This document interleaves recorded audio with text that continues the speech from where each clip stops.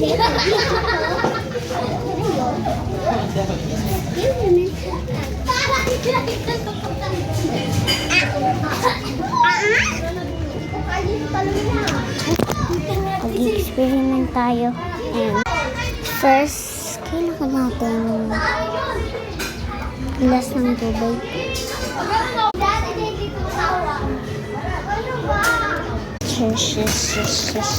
Kakain nga kami.